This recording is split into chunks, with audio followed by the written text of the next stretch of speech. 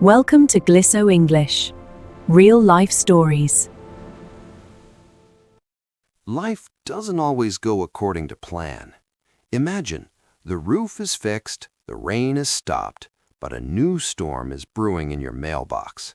It's a loan statement that doesn't make sense. If you've ever felt trapped by a too-good-to-be-true deal, you aren't alone. Today, we're following one person's journey through a debt trap. We'll learn the language of contracts, interest rates, and negotiations so you can improve your English while solving real-world problems. This is the predatory loan. The rhythmic drip-drop in the bucket was the only sound in the kitchen, a steady reminder that the storm outside was winning. Mark sat at the wooden table, staring at the ceiling where a dark, heavy stain was spreading like a bruise. The local contractor had been blunt, $5,000 or the whole roof comes down by Sunday. Mark's bank account held exactly $300. He scrolled through his phone, his thumb hovering on a bright neon digital ad that seemed to read his mind. Easy cash, no credit check. Roof leak? We've got you covered. In English, the word guaranteed sounds like a promise, but in the world of high-stakes lending, it is often a trap. Desperation is a powerful motivator. Mark clicked the link. The website was professional, filled with testimonials of smiling homeowners. He filled out the form, providing his bank details and address. Within minutes, a digital contract appeared in his inbox. He skimmed the text, his eyes darting past words like accrued interest, compounding periods, and collateral. He only saw the number he needed, $5,000. "It's just a temporary fix," he whispered to the empty room, justifying the decision. He tapped the sign button with a trembling finger. The rain continued to pour, but for a moment, Mark felt a sense of relief. He didn't realize that while he had stopped the water from coming in, he had just invited a much more dangerous storm into his life. This new storm was made of paperwork, hidden fees, and a debt that would grow faster than the mold on his ceiling.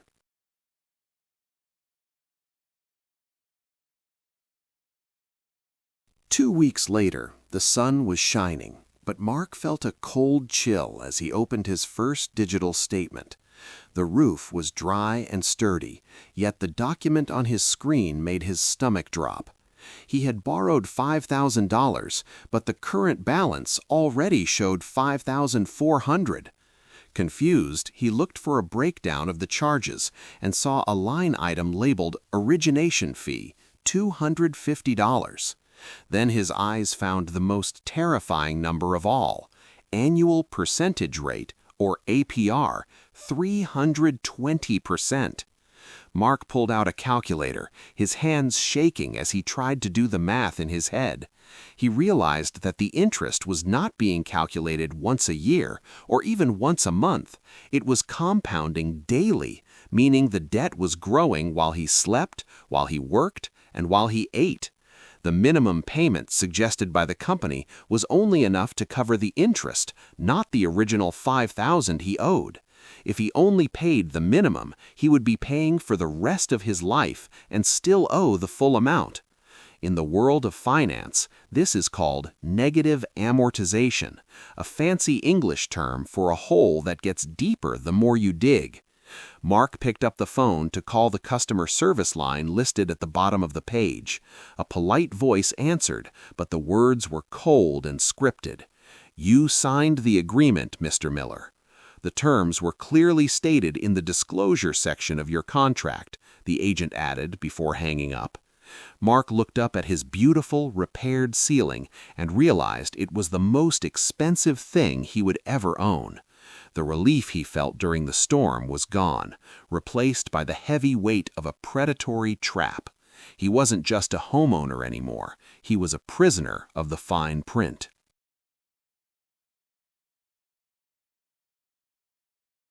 The silence of Mark's home was soon replaced by the aggressive trill of his smartphone.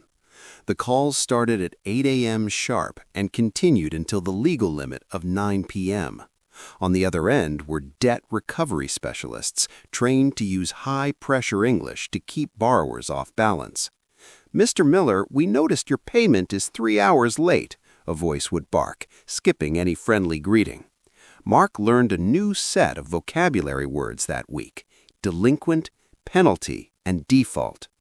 Every time he tried to explain his situation, the agents used rebuttals, pre-written scripts designed to shut down any excuses. "I understand you're stressed, Mark, but your financial obligation must be met today to avoid further escalation," they said. He felt the walls closing in as his personal phone became a source of constant anxiety. He started leaving it in the kitchen drawer just to get a moment of peace, but the phantom ringing followed him into his dreams. At work, he struggled to focus, jumping every time a coworker's phone vibrated on a nearby desk.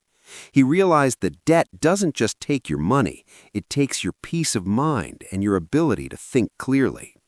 In one particularly heated call, an agent threatened to contact his employer, a tactic Mark didn't know was often illegal.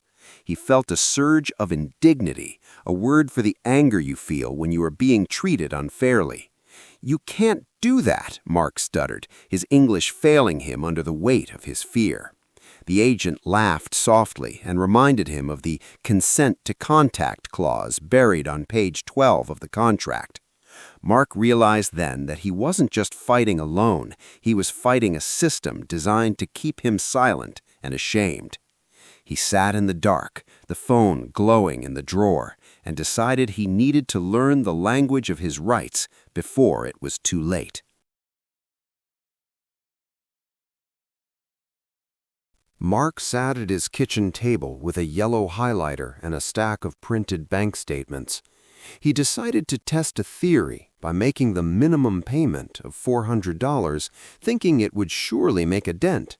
But when the new statement arrived the following Monday, the total balance had actually increased to $5,500. This was the minimum payment myth, a trap designed to keep the borrower paying forever without ever touching the principal. In English, the principal is the original amount you borrowed, while the interest is the cost of using that money. Mark realized that his $400 had been swallowed entirely by interest charges and late processing fees.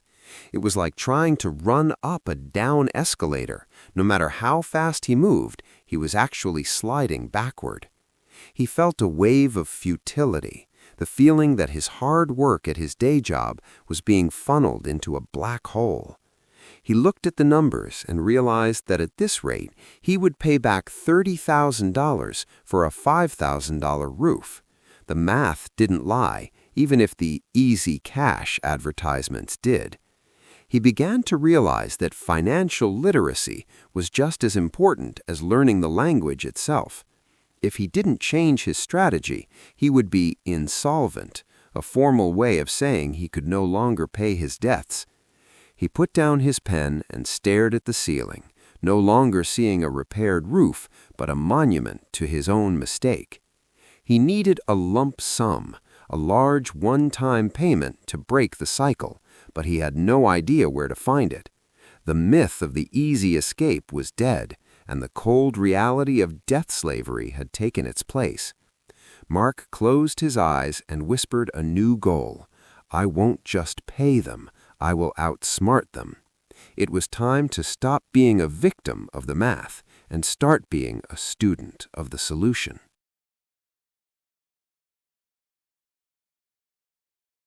The weight of the debt began to leak into Mark's social life, creating a social barrier he didn't know how to cross. When his friends texted him about a Friday night dinner, Mark felt a sharp sting of exclusion. He couldn't afford a $20 meal, let alone the drinks and the taxi ride home. He found himself typing out white lies, telling his friends he was under the weather or working overtime. In reality, he was sitting in his dark living room with the lights off to save a few cents on the electricity bill. The secret shame of his financial situation was making him a stranger to the people he cared about most. In English, we call this keeping up appearances, the exhausting act of pretending everything is fine when it isn't. Mark realized that his silence was giving the predatory lenders even more power over his life.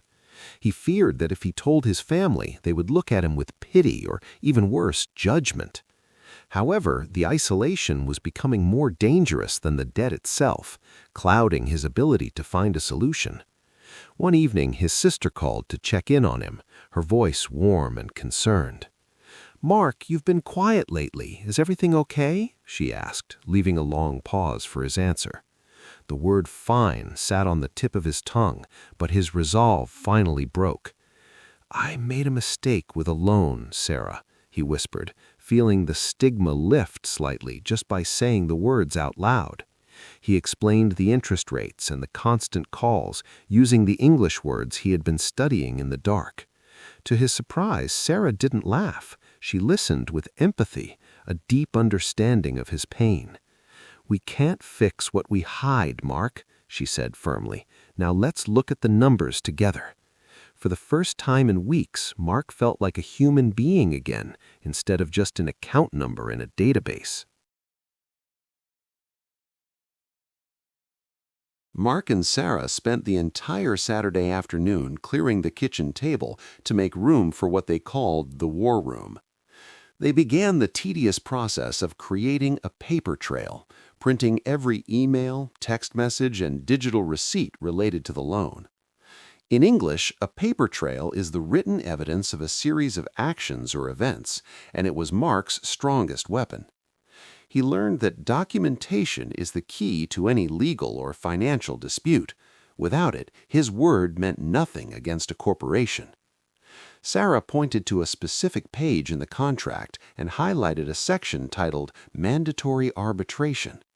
"They want to keep you out of a real court," she explained, "but they also didn't disclose the total cost of credit clearly." Mark realized he had been a victim of unconscionable terms, a legal word for a contract so unfair that it shocks the conscience. He started a communication log, writing down the date, time, and name of every debt collector who called his phone. Every time an agent was rude or threatened him, Mark calmly noted it down, transforming his fear into leverage. Leverage is the power to influence a situation, and Mark was slowly gaining it back through careful organization. He found that the lenders had violated the Fair Debt Collection Practices Act by calling him before 8 a.m. 3 times. "These aren't just mistakes, Mark," Sarah said. "These are violations that can help us negotiate." As the stack of organized folders grew, Mark's anxiety began to transform into a sense of purpose. He wasn't just a man with a leaky roof anymore. He was a litigant preparing to defend his rights. The paper trail gave him a sense of reality that the confusing digital screen had taken away. He realized that while the lenders used complicated English to confuse him, he could use precise English to hold them accountable. The storm was still raging, but for the first time, Mark had a map to guide him through it.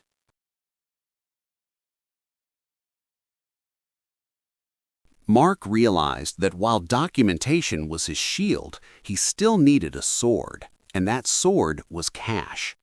He decided to start a side hustle, a common English term for a secondary job used to earn extra income outside of a regular career. His Saturdays were no longer for resting, they were for the gig economy, delivering packages and cleaning local warehouses. This period of his life was what he called the sprint, a high-intensity effort to generate a budget surplus. Every dollar he earned from these odd jobs was earmarked or set aside specifically for the loan balance. He learned the vocabulary of the modern worker: independent contractor, net income, and overhead costs. The work was exhausting and his muscles ached, but the physical pain felt better than the mental anguish of the debt. He practiced his English while he worked, listening to financial podcasts that explained how to liquidate small assets for quick cash. Mark looked around his apartment and saw things he no longer needed: an old gaming console, a mountain bike, and a designer watch. He listed them on online marketplaces, navigating the haggling and negotiations of savvy buyers. In English, haggling is the act of arguing over the price of an item until an agreement is reached. With each sale, he watched his cash reserve grow from a tiny puddle into a meaningful stream. He was no longer just treading water, he was finally moving toward the shore. His goal was to build a settlement fund, a pile of money large enough to tempt the lender to close the account forever. He cut his discretionary spending to zero, meaning he spent nothing on wants, only on needs. The side hustle sprint taught him that time is money, and he was working every hour to buy back his freedom. By the end of the month, he didn't just have extra money, he had a renewed sense of agency over his own destiny. With his settlement fund ready, Mark reached out to a nonprofit credit counselor to prepare for the negotiation table. He learned that a negotiation is like a high-stakes game of chess where precision in language is everything. The counselor taught him how to draft a settlement offer, a formal proposal to pay a smaller amount to satisfy the entire debt. You have to speak the language of loss mitigation, the counselor advised, referring to a company's desire to avoid losing all their money. Mark practiced his English script until he could say unauthorized harassment and statutory violations without his voice shaking. When he finally called the lender's restructuring department, he didn't sound like the desperate man who had clicked the neon ad. I am prepared to offer a full and final settlement of $3,000 to close this account immediately, Mark stated firmly. The agent tried to deflect, a term for moving the conversation away from the main point to confuse the speaker. "We can only offer a payment plan at this time, Mr. Miller," the agent countered, trying to keep the interest growing. Mark stayed composed, a word for remaining calm and in control of his emotions despite the pressure. "A payment plan is not an option. I have documented your non-disclosure of the APR at the time of signing." The silence on the other end of the line was the first sign that Mark's leverage was working. In English, this is called a standoff, where neither side wants to move, but both know a decision must be made. The agent eventually put him on hold to speak with a supervisor, the person with the authority to settle the debt. Mark took a deep breath, realizing that his assertiveness was a tool he had built through his English studies. He wasn't just asking for a favor, he was presenting a business case for why they should let him go. The negotiation table was the first time Mark felt like he was standing on equal ground with the giants who had trapped him.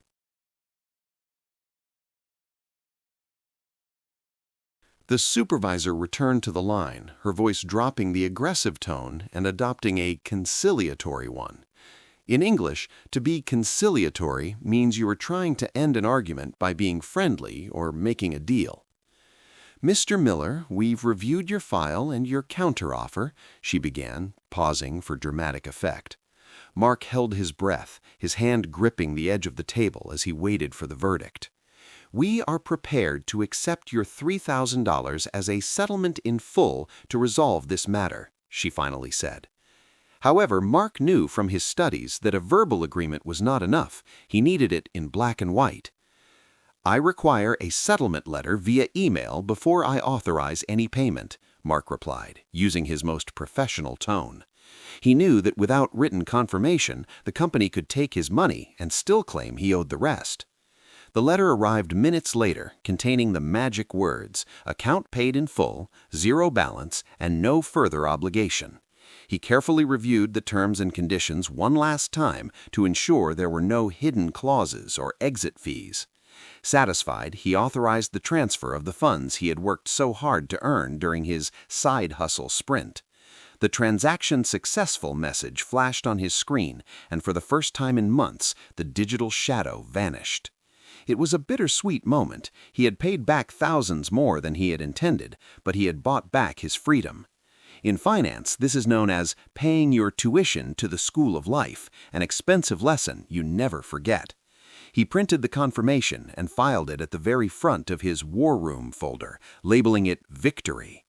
The final settlement wasn't just about the money, it was the moment Mark proved he could no longer be exploited. He sat back in his chair, listening to the silence of his kitchen, which no longer felt like a prison. The final chapter of Mark's journey didn't take place in a bank or a courtroom, but in a small community center downtown. He stood at the front of a classroom, holding a piece of chalk and looking at 10 pairs of nervous eyes. Mark had decided to turn his ordeal into a mission, a way to ensure that his struggle served a greater purpose. He wrote a single word in large letters on the blackboard: literacy. In English, Mark began, his voice steady and clear. This word usually means the ability to read and write, but today we are talking about financial literacy, the ability to read the traps hidden in the fine print.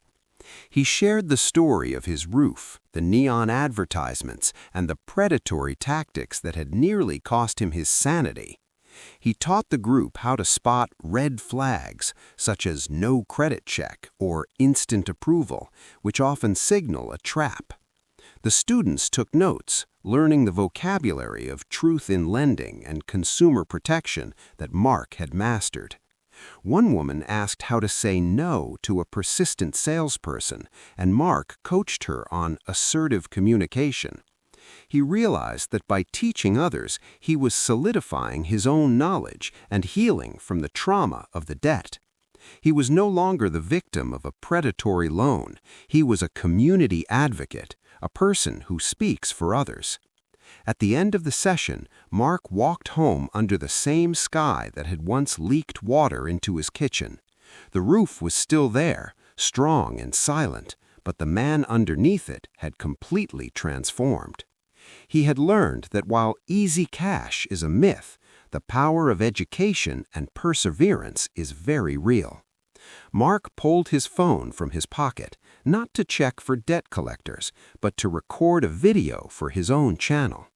Life will throw storms at you, but if you learn the language of the solution, you will always find shelter. The story of the loan was over, but Mark's new life as a teacher and a survivor was just beginning. Mark's story shows us that no matter how deep the hole is, there's always a way out if you have the right knowledge. Debt thrives in silence and confusion, but you've taken the first step by watching this. Have you ever encountered a too-good-to-be-true offer? Share your experience in the comments below. Let's learn from each other. Don't let the language barrier or the math scare you. You have the power to change your story. Thanks for watching, and I'll see you in the next story. Goodbye.